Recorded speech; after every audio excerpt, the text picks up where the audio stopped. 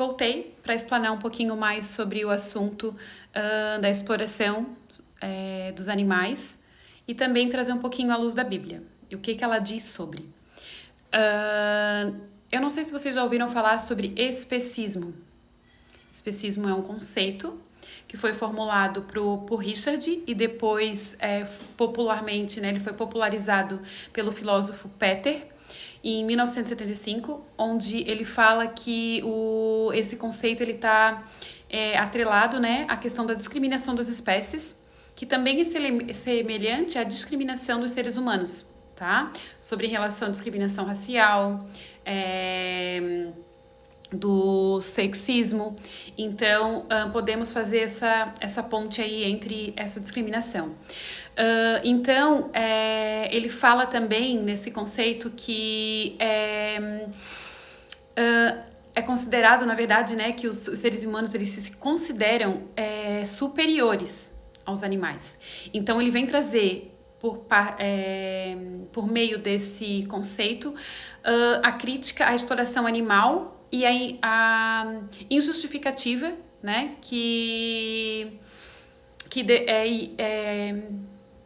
perdão, ele me fugiu aqui, viu? Gente, eu tenho TDAH, tá? Por isso que eu dou uma fugida assim.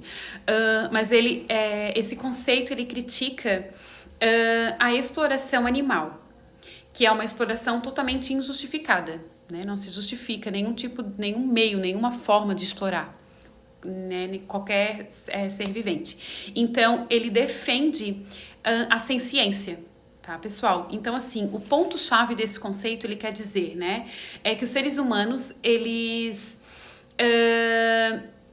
se sentem superiores a outras espécies, justificando tanto o uso animal para vestimenta, para alimentação, para entretenimento, para testes. Então, tudo isso ele vem enfatizar nesse conceito.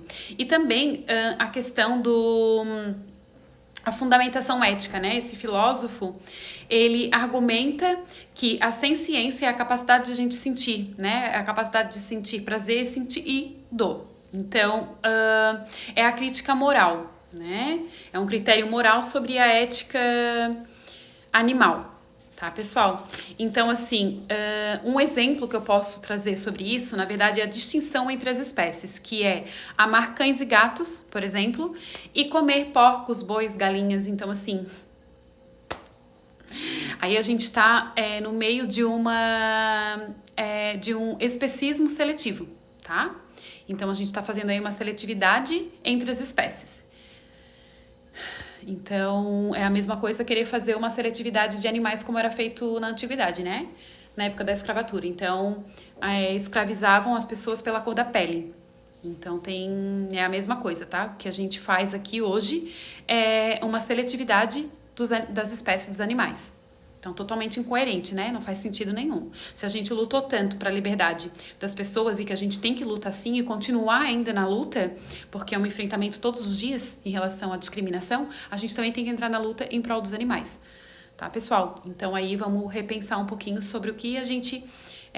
como é que é de fato amar os animais. Porque quando Jesus ele veio e ele amou toda a humanidade. Ele não fez separação entre as pessoas más que colocaram ele lá naquela cruz, os religiosos, fanáticos, em relação às pessoas que ele resgatou, que ele acolheu. Ele não fez, ele amou a humanidade. Não tá ali ressalvas de que esse ele amou e esse ele não amou.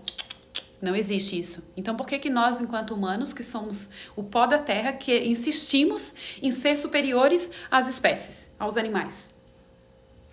Ainda insistimos em ser superiores às crianças. Ainda insistimos em ser superiores às mulheres. Por quê? Então vamos lá, Resumindo em relação ao especismo, ele é considerado um conceito central na ética animal, como eu já havia falado. E ele busca a libertação desses seres. Então, assim, e o fim da coisificação. Porque a gente sabe que nenhuma vida é um objeto, é uma coisa. Então, é o fim dessa coisificação sobre os animais. Tá, pessoal? Então, aqui, sobre a luz da Bíblia, eu peguei aqui separei alguns versículos, tá? Se vocês puderem pegar aí a Bíblia de vocês. A gente vai começar a falar um pouquinho do Salmo, tá? Do Salmo 104. O versículo 21, 27 e 28. Vamos lá ver o que ele diz. A minha já tá aqui aberta. 21. Os leões novos rugem enquanto caçam, procurando a comida que Deus dá. Olha isso. Aí lá no versos 27 e 28. Todos esses animais dependem de ti, esperando que lhes dê alimento. No tempo certo, tu dás a comida. Tu dás a comida a eles e eles comem e ficam satisfeitos. Olha que maravilhoso, né? Aí também tem Provérbios, tá, pessoal? Provérbios, ele vai falar... Peraí, deixa eu pegar aqui. Provérbios 12:10, tá, pessoal? 12:10, ele diz: os bons cuidam bem dos seus animais, porém, o coração dos maus é cruel. Então aí a gente já consegue visualizar essa separação que Deus faz, né? De quem cuida e quem não cuida, de quem tem um coração quebrantado e o que não tem. Então vamos lá, né? E até os maus para Deus, eles também têm conserto, tá, pessoal? Não tô aqui julgando ninguém, não. Mas a crueldade, sim, eu julgo bastante. Mas porque é inaceitável, injustificável, né? Então vamos lá, pessoal. Continuando aqui. Em Gênesis, lá fala sobre a Arca de Noé, né? Então olha só como Deus cuida, a história de Noé. Maravilhosa, né, pessoal? E Deus, ele cuida tanto dos animais que ele fechou a porta.